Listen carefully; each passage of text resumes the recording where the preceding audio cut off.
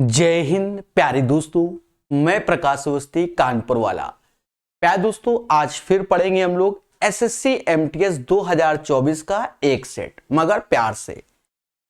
पहला क्वेश्चन आपके सामने कहता 5 किलोमीटर की एक दौड़ में ए बी को 750 मीटर और सी को 1260 मीटर से हराता है, तो उसी दौड़ में बी सी को कितने मीटर की दौड़ से हराता है। बहुत सिंपल क्वेश्चन होते हैं ये, आप ऐसे एबीसी लिख लीजिए। अब ए ने बी को 750 मीटर से हराया, यानी जब ए ने 5000 मीटर तय किया होगा, क्योंकि टोटल 5 किलोमीटर है तो 5000 मीटर, तो बी 750 कम कर दोगे तो 4250 मीटर की दौड़ दौड़ा होगा, और सी को 1260 मीटर से हराया, यानी जब ए ने 5000 तय किया तो सी ने को 1260, तो यहां 1260 कम कर दो तो 100 में से 60 गया तो 40 ऐसे आया। अब 50 में 13 कम करोगे तो 3740 आएगा। बस यही लाइन आपको समझनी है, पहले समझो।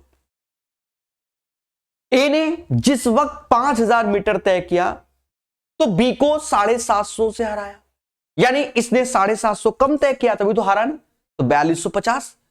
और ए ने सी को 1260 से घटाया हराया, तो 5000 में 1260 घटा दोगे तो 3740 मीटर की दूरी किसने तय की, उतने ही समय में सी ने। अब हमसे कहता है उसी दौड़ में बी और सी को कितना मीटर से हराता है। बस सारा मुद्दा मेरे प्यारे दोस्तों अब इस पे अटक गया है। अब यहां पर आपको क्या करना है कि बी की वैल्यू कैसे भी करके 5000 करनी है, फिर सी से हम उसका कंपैरिजन कर लेंगे, सीधी सी बात है, तभी हमारा आंसर आएगा। तो मोटा मोटा अगर मैं देखूं एक तो 3740 बटा 4250, लेकिन हमें बी की वैल्यू क्या करनी है, 5000 मीटर करनी है, तो यहां 5000 का गुणा कर लीजिए, बस इसी को कैलकुलेट करना है। कहते हैं क्या कि 0 0 ऐसे गया, अब काटो तो 25 से ये जाएगा 20 बार में, और 25 से ये जाएगा 17 बार में, 17 से ये जाएगा 17 दूनी 34, 17 दूनी 34। अब 220 गुणे 20 यानी 4400, यानी जिस वक्त बी 5000 की मीटर की दूरी तय करेगा उस वक्त सी 4400 मीटर की दूरी तय करेगा, यानी बी ने सी को 600 मीटर से हराया। है ना आसान क्वेश्चन, लेकिन हमारे अंदर क्या है, हम इसको बहुत हवा बना देते हैं। सबसे आसान टॉपिक होता है रेस। हाँ, 2-4-10 क्वेश्चन मार्केट में अच्छे भी हैं, ऐसा नहीं है, ठीक। एक सुरंग एलिवेटर 81 केजी के औसत वजन क्षमता के साथ अधिकतम 15 यात्रियों को ले जा सकता है। हालांकि अधिकतम क्षमता से अधिक के 4 व्यक्तियों ने एलिवेटर में प्रवेश किया, तो समझो 15 यात्रियों का औसत वजन 81 केजी है, ये हमारा एवरेज है। उसके बाद 4 नए बंदे इसमें इंटर कर गए, तो 15 4 19 लोग हो गए। कितने? 19 लोग हो गए, जिसके परिणाम स्वरूप औसत वजन में 82 केजी हो जाता है, यानी एवरेज अब 82 केजी हो जाता है। तो हमसे यह पूछा जा रहा है अतिरिक्त 4 व्यक्तियों का औसत वजन ज्ञात कीजिए। बहुत आसानी से निकाल देंगे, समझो। देखो 15-19 में जो इंक्रीमेंट हुआ वो कितने का हुआ, 4 का हुआ कि नहीं हुआ, पहले बोलो हाँ। और यहां इंक्रीमेंट हुआ 1 का। अब ये जो 4 है ना, 4 का इंक्रीमेंट हुआ, तो इस 4 का गुणा इसमें करोगे तो 82 गुणे 4 आ जाएगा, 82 गुणे 4। और इस 15 का 1 में गुणा करोगे तो 15, अब ये हमें उन चारों का औसत चाहिए, यानी इस डेटा में हमें 4 से भाग देना होगा। जब हम 4 से भाग देंगे तो 4 से 4 ये चला जाएगा, यानी 82 तो होगा ही होगा, प्लस 4 से ये गया, अब 4 से इसको भाग दो तो 3.75, क्योंकि 15 को अलग से भाग दे रहे हैं, तो उन चारों का जो औसत होगा वो 85.75 होगा। कई बार हमने इसको पढ़ाया हुआ है और आपने सीखा भी हुआ है, कोई टेंशन नहीं होगी मेरे दोस्त। बोलो हां। एक बार फिर से समझो, 15 लोगों का औसत 81 था, 4 नए बंदे आए तो 19 हो गए, औसत 82, तो 15 से 19 4 लोगों की वृद्धि हुई, 21 से 82 औसत में 1, तो 4 गुणे 82, तो 82 गुणे 4 ऐसे, 15 एक कम 15। अब 4 से जब भाग दोगे तो इसको अलग इसको अलग, तो इसमें दिया तो 82 ऐसे इधर जोड़ दो, ठीक है। चलिए, एक व्यक्ति एक वस्तु 247 रुपए 50 पैसे में बेचता है और 12.5% लाभ कमाता है। वस्तु का क्रय मूल्य, सेम पैटर्न का क्वेश्चन लेटेस्ट एएलपी में भी आया, रेलवे का एएलपी होता है, 12.5% का मतलब होता है 1/8, और 8 की चीज उसने कितने में बेची, 9 में बेची, और वही बराबर 247.5, ये सेलिंग प्राइस है मेरे दोस्त। हमें 8 का मान चाहिए। 9 दूना 27, 9 दूना 18, 9 दूना 18, फिर 67, 9 सत्ते 63, 27.5 बार में चला गया, तो यहां पर हमें 28, 7 में 27.5 का मल्टीप्लाई कर लीजिए, 8 5 40, 4 हासिल, 8 सत्ते 56, 4 60, 6 हासिल, 8 दूनी 16 और 6 22, यानी 220 इज द राइट आंसर। है ना आसान? इस चीज को प्यारे दोस्तों आपको सीखना है तो आपको खुशी मिलेगी। एक बार फिर से समझो, 12.5% का लाभ होता है। अब 12.5% का मतलब होता है 1/8, यानी 8 की चीज 9 में बेची गई, वही 9 बराबर 247.50 पैसे के, तो 1 बराबर 27.50 पैसे के, तो 8 बराबर किसके गुणा कर दोगे तो 220 आ जाएगा। यहां कहता है 5 वर्षों के लिए 8% वार्षिक ब्याज दर पे उधार ली गई राशि 3000 पे साधारण ब्याज ज्ञात कीजिए। कुछ नहीं करना है, बड़ा सिंपल क्वेश्चन ये वाले पूछे गए हैं, सिंपल इंटरेस्ट के। भाई 3000 एज ए प्रिंसिपल है, रेट इंटू टाइम का मल्टीप्लाई कर लीजिए, 8 5 40% हो जाएगा। 8 5 40%, परसेंटेज 2 जीरो की बली मांग लेगा, 4 तिहाई 1200 रुपया हो जाएगा। इसका राइट आंसर 1200 आ जाएगा। आगे बढ़ेंगे, 4 वर्षों के लिए 7% वार्षिक ब्याज दर पे 2000 की राशि, तो 2000 ऐसे लिख देंगे हम लोग, और 4 गुणे 7 यानी 7 चौक 28% इसका निकाल लेंगे। परसेंटेज 2 जीरो मांग लेगा, 8 दूनी 28 दूना 56, 560 इसका आंसर आ जाएगा। क्वेश्चन नंबर 5 का आंसर 560 हो जाएगा। यहां कहता है 1996, 97, 2000 के दौरान निर्मित साइकिलों की संयुक्त संख्या। अब ये 96, 97 और 2000 संयुक्त, ये वैल्यू डेटा जो आपके सामने लिखा हुआ है, ये डेटा अब करो सर दिख नहीं रहा है, तो एक 900 लिखा हुआ है, इस वाले में 750 लिखा हुआ है, और इस वाले में 1250 लिखा हुआ है। हम लोग ओरल जोड़ सकते हैं, अभी बताएंगे। फिर कहता है 1996 से 2000 तक निर्मित साइकिलों की संयुक्त संख्या का कितना प्रतिशत है। यानी ये जो डेटा आया है, जो ऊपर आया है, वो अब हमसे कह रहा है इस डेटा का कितना परसेंट है। अब 96 में तो देखो नीचे 900 ही रहेगा, 97 भी काउंट होगा तो 750 आएगा, 98, 99, 2000, यानी सारा डेटा जोड़ रहा है। 1050 ऐसे, 875 ऐसे, और 1250 ऐसे, इंटू 100, देखो जो मैंने ऊपर लाइन इसलिए लिखी है, हो सकता है ये डेटा आपको नजर ना आ रहा हो। अब आपको डेटा नजर आ गया होगा, अब इसको आप जोड़ो अपने मन से, ओरल कोशिश करो कैसे जोड़ते हैं। देखो ये वैल्यू जो हो जाएगी, ये 2000 और ये 900, तो ये ऊपर 2900 हो गई, यहां तक कोई दिक्कत नहीं। तो 2900 तो ये आपका डेटा हो गया ना। अब ये आपको जोड़ना है, तो ये 1800 ऐसे 1925 आ गया, 1925। 2900 में 1925 जोड़ो तो 9 दूनी 18 ऐसे, 2 और 1 3 और 1 4 हो जाएगा, और यहां 25 ऐसे आ जाएगा, यानी 2900 अपॉन 4825 गुणे 100। अब ये चीज आपको थोड़ा सा करना आना चाहिए। अब इसके बाद आपको सॉल्व करना है, उसमें भी दिमाग लगाना पड़ेगा। देखो ये अच्छी बात है कि ऑप्शंस इधर उधर भटक रहे हैं, तो कोई टेंशन नहीं, वरना टेंशन बहुत होती। फिलहाल हम लोग काटेंगे थोड़ा बहुत।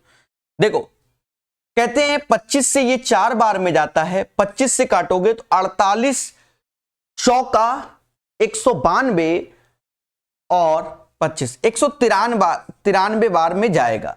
अब यहां भाग दोगे तो यहां गुणा कर लो और भाग दे दो।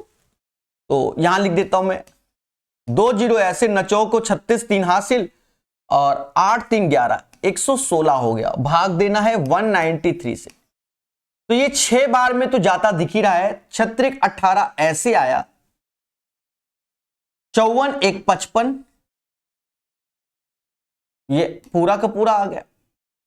यानी अब यहां सिर्फ 2 बचा और 20 बचा, यानी यहां एक जीरो लग जाएगा, उसके बाद दशमलव। सर जीरो क्यों? क्योंकि अगर मैं इसको 60 बार पढ़ता तो ये आता ना, उसके बाद आगे चलता।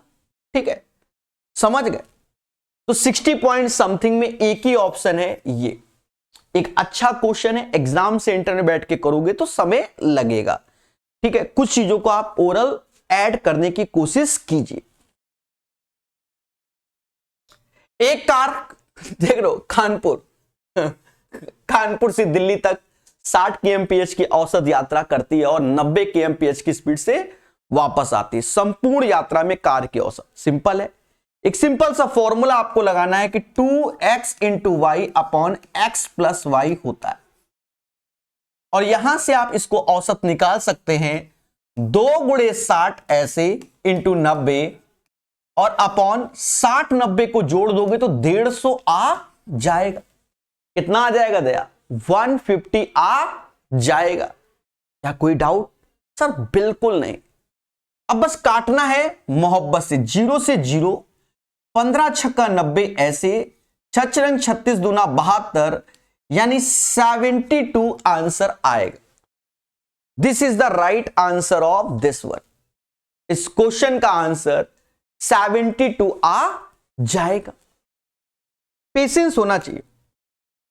अब ये क्वेश्चन देखने में अच्छा लग रहा है, ठीक है, और कहीं ना कहीं मैंने पहले बताया कि मेंसुरेशन के क्वेश्चन एमटीएस 2024 में प्यारे पूछे गए हैं, बस इसीलिए मैं पढ़ा रहा हूं। ठीक, कह रहा 7 सेंटीमीटर आधार त्रिज्या और 18 सेंटीमीटर ऊंचाई वाले एक ठोस शंकु को पिघलाया जाता है।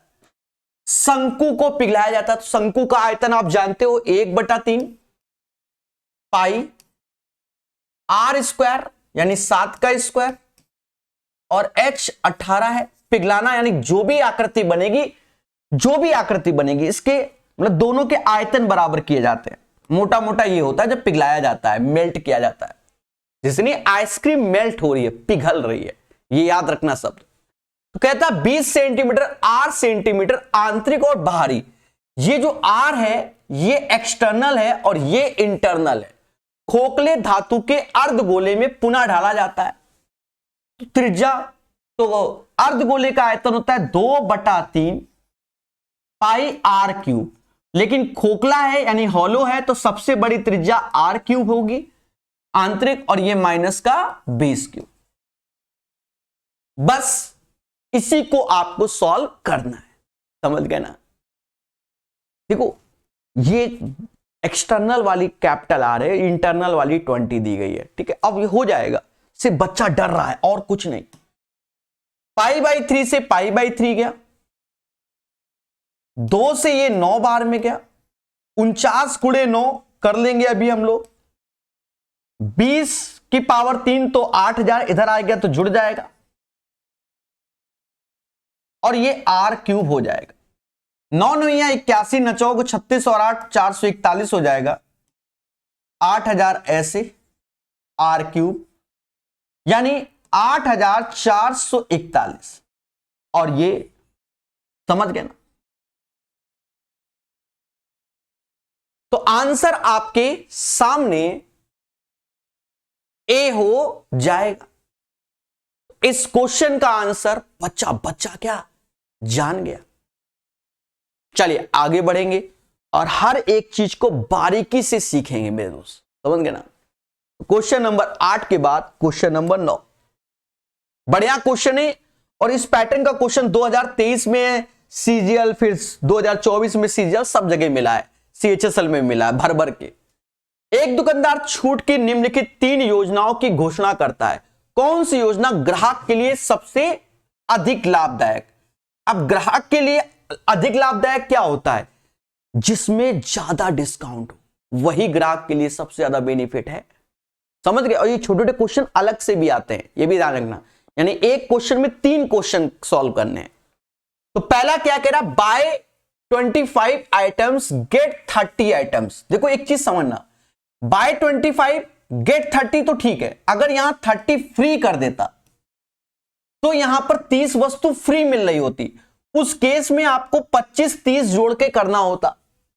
25-30 यानी 55 वस्तु खरीदी और 25 का पेमेंट किया, लेकिन यहां फ्री शब्द नहीं जोड़ा गया है, यानी 30 वस्तु का एमआरपी लगा, 30 आइटम गेट 30 और आपने पेमेंट की है 25 की। इसका अर्थ यह होता है, ठीक है।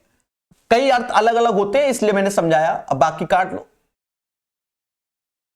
5 से ये 6 बार, 5 से ये 5 बार, यानी 6 की चीज 5 में 1/6 × 100, यानी 16 से ही 2/3% का डिस्काउंट मिल रहा है पहला। अब ये वाला तो आप जानते हो, 12-18 -12 -18 दोनों का गुणा 216/100, यानी माइनस की 30 में 2.16 जोड़ दोगे 27.84 आ जाएगा, यानी इतने का आपको डिस्काउंट मिल रहा है। और यहां 15% के 2 समान, यानी -15 -15 और 225/100 यानी 2.25, यानी यहां पर डिस्काउंट मिलेगा 27.75% का। तो which one is better, you guys understand, this one is better, क्योंकि माइनस का 27.84% हमारा मैक्सिमम डिस्काउंट होता है, यानी योजना B is a beneficial. Right answer of this one केवल बी। और ऐसा करना पड़ेगा। अब देखो समय बचाने के बहुत नियम होते हैं। समय बचाने के नियम क्या होते हैं, जैसे 12-18 30 होता है, 15-15 30, तो 12-18 का गुणा करोगे, अगर ये छोटा आया 216 आता है, और 15 × 15 225, तो 216 छोटा, तो यानी प्रॉफिट उसी में, क्योंकि जो ये पॉजिटिव वैल्यू छोटी जितनी होगी उतना ही प्रॉफिट ज्यादा होगा। समझ गए। तो 9वां क्वेश्चन हर एक मासूम को क्लियर हो गया होगा। 10वां नंबर, एक निश्चित धनराशि पर 5% वार्षिक दर से 9 सालों का साधारण ब्याज इतना है, 6 वर्ष बाद उसी धनराशि पे कितना ब्याज, उतना ही ब्याज प्राप्त हो सकता है। अच्छा, उसी धनराशि पर। देखो इसमें आप वैल्यू पे कैलकुलेट मत करो। देखो एक निश्चित धनराशि पर 5% के हिसाब से 9 साल, यानी जो भी राशि हो वो भूल जाओ, आपको 45% का ब्याज मिलेगा कि नहीं मिलेगा। कोई तकलीफ? अच्छा क्वेश्चन है। अब कोई भी राशि है 5% के हिसाब से 9 साल का, तो 45% ब्याज हुआ। कह रहा वो 1260, उसको भूल जाओ।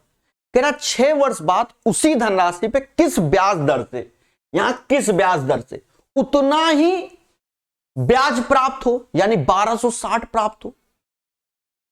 6 वर्ष, तो अब क्या है कि दोनों का पास परसेंटेज बराबर कर दो। यहां 45%, राशि भी वही है, तो 6 और इसका R%, बस और कुछ नहीं करना, 6 से काट लो। 7×42 यानी 7.5 रेट ऑफ इंटरेस्ट होगा, तो उतना ही ब्याज मिलेगा। 9×5 45, तो 6 में किसका गुणा करे कि 45 बन जाए, 7.5 का। मोटा मोटा ये लॉजिक है। बढ़िया क्वेश्चन हो गया।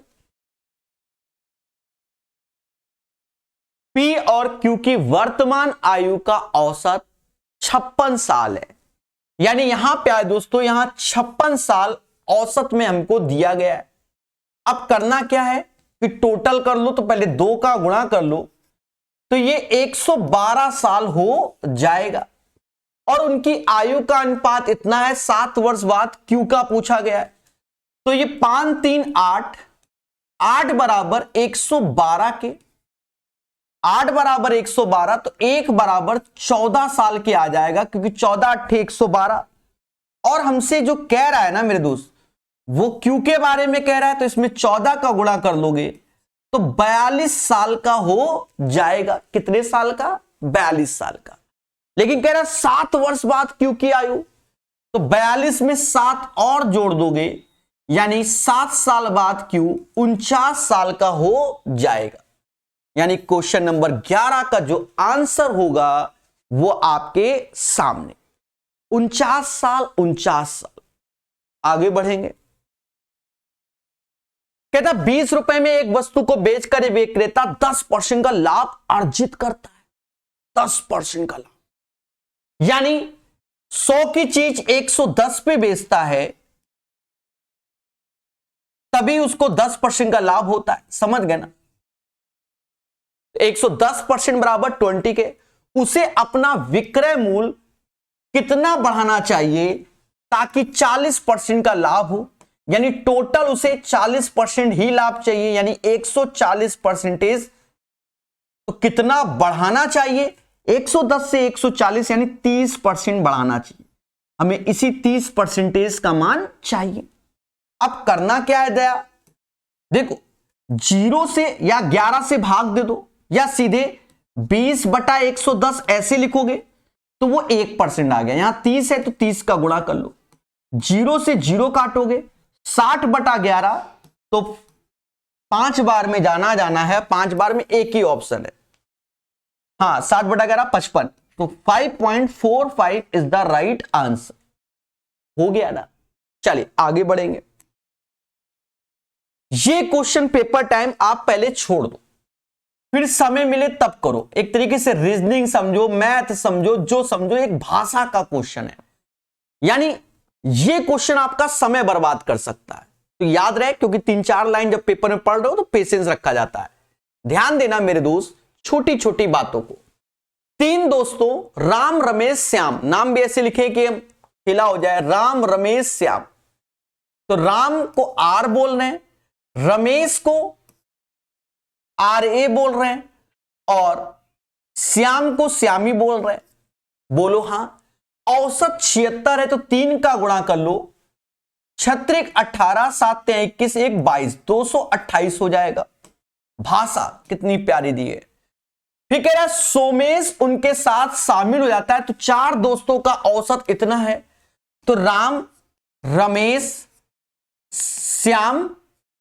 अब सोमेश शामिल हो गया, तो SO 74, तो 4 लोगों का है, तो 4 का गुणा कर दो, 4 चौको 16, ऐसे 7 चौक 28 1 29, 296। यहां से आप सोमेश की आयु निकाल सकते हो। सर कैसे? इन दोनों को अगर हम घटा देंगे तो राम रमेश श्याम कट जाएंगे, तो सोमेश की आयु निकल आएगी। 296 में 228 घटाओगे तो सोमेश आ जाएंगे। 16 में से 8 गया तो 8 ही आएगा, और 28 में 22 गया तो 6, यानी सोमेश 68 साल के होंगे।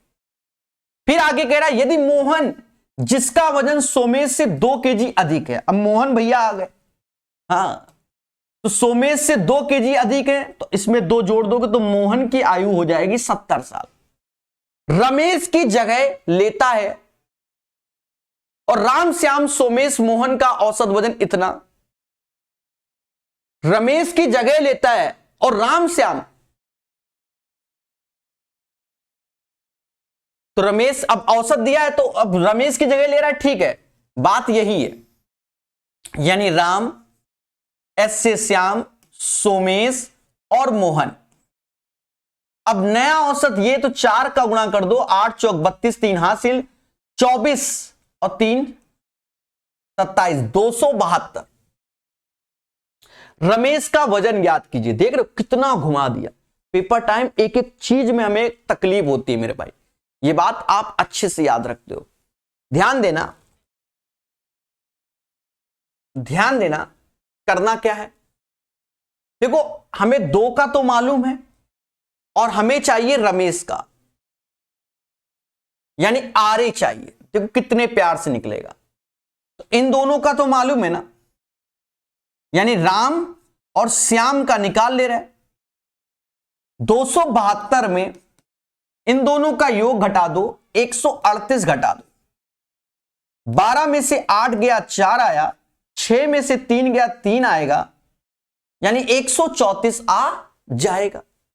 अब राम और श्याम की आयु 134 है, तो 228 में 134 घटा दो, रमेश आ जाएगा। 228 में 134 घटा दीजिए, रमेश आ जाएगा।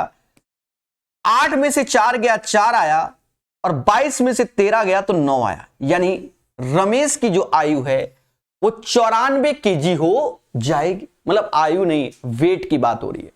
रमेश का जो वेट है वो 94 केजी हो जाएगा। जितने स्मूथ वे से मैंने कर दिया है, पेपर टाइम उतना स्मूथ वे नहीं होता है।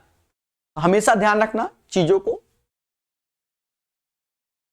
दी गई तालिका में 3 दिनों में 4 प्रिंटर द्वारा मुद्रित पृष्ठों की संख्या को दर्शाया गया है।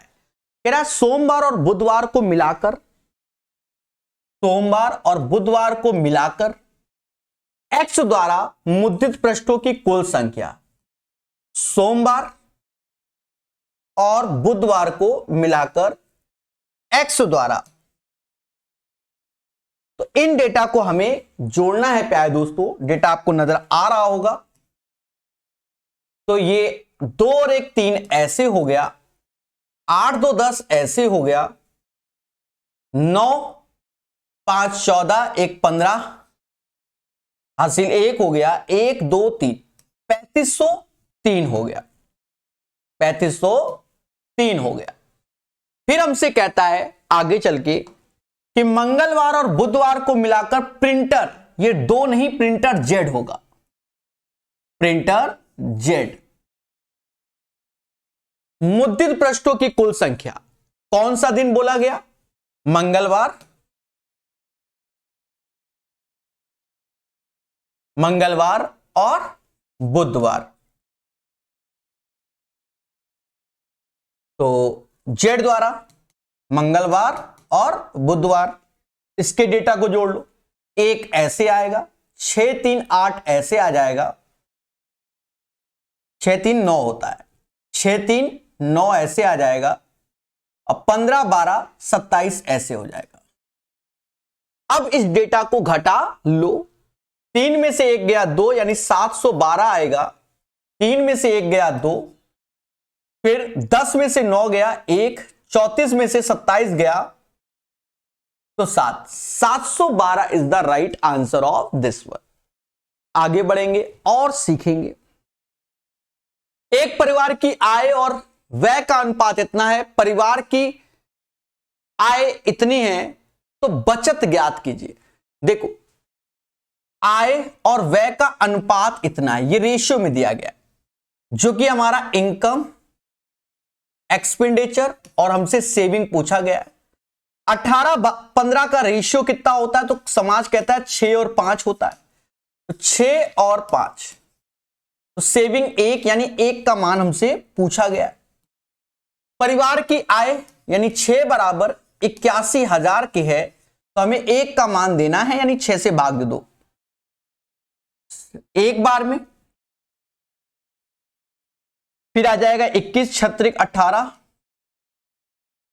13 से 1 ही है, 13,500 इज द राइट आंसर। आराम से आप कैलकुलेट कर लेना, आंसर यही हो जाएगा। एक ही सड़क पे 3 लाल बत्तियां एक ही समय पर टिमटिमाने लगती हैं। क्रमशः 4, 6, 8 मिनट के बाद बार बार टिमटिमाती हैं। शुरुआती क्षण में एक साथ टिमटिमाने को छोड़कर, ये लाइन मेन है, तो 3 घंटे के अंतराल में कितनी बार टिमटिमाएंगी? देखो 3 घंटा का मतलब 3 गुणे 60 यानी 180 मिनट होता है। शुरुआत वाले को छोड़ना है तो 6, 4, 10, इसका एलसीएम लोगे, किसका? 4, 6, 8 का एलसीएम जो कि 24 आ जाएगा। ठीक है, 24 8 से जाएगा, 6 से जाएगा और 4 से जाएगा। बोलो हां। तो इस 24 से ही आपको भाग देना पड़ेगा, +1 नहीं करना, बस कितनी बार में चला जाएगा ये आप लगभग में देख लीजिए। 144 और फिर 24 जोड़ते हो यानी 7 बार में। 7 is the right answer of this one.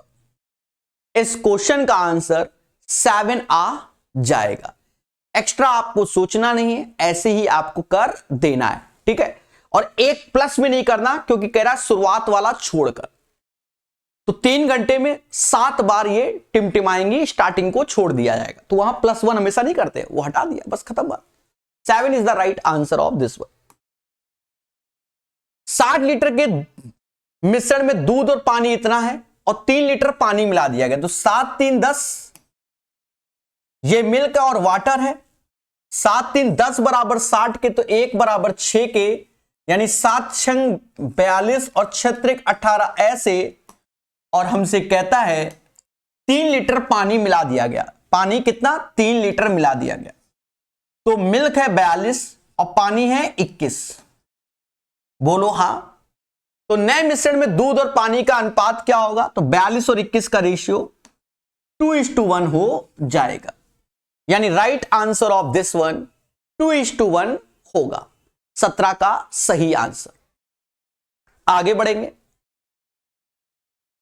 किसी बेलन का वक्र पृष्ठीय क्षेत्रफल उसके संपूर्ण पृष्ठीय क्षेत्रफल का 3/5वां भाग है। तो वक्र पृष्ठीय क्षेत्रफल क्या होता है बेलन का? 2πRh होता है।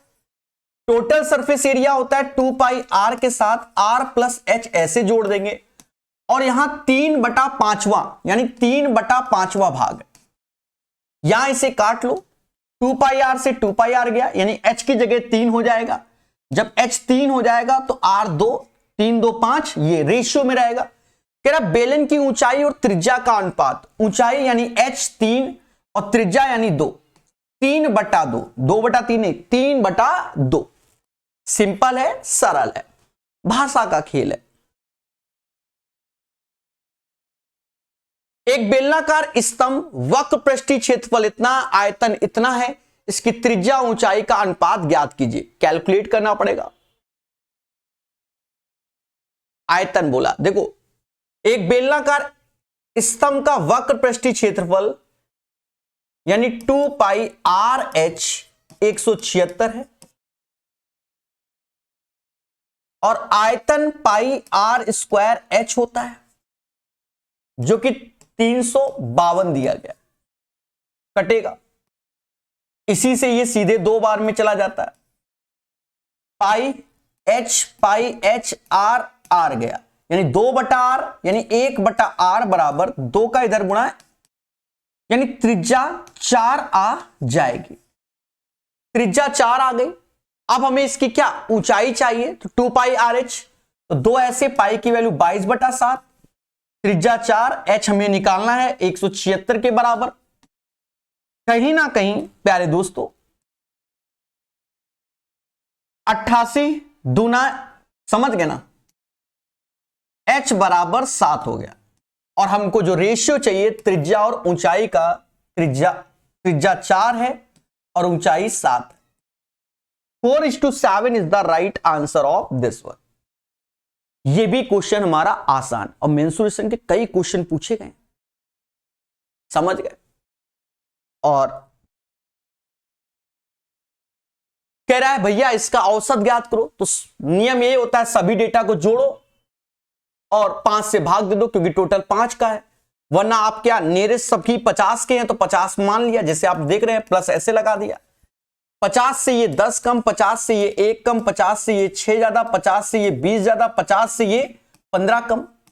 इन सबको जोड़ लो तो मोटा मोटा ये 26 हो गया और ये भी 26 ही हो गया, तो 26 में 26 गया तो 0 हो जाएगा, यानी 50 ही आंसर आएगा।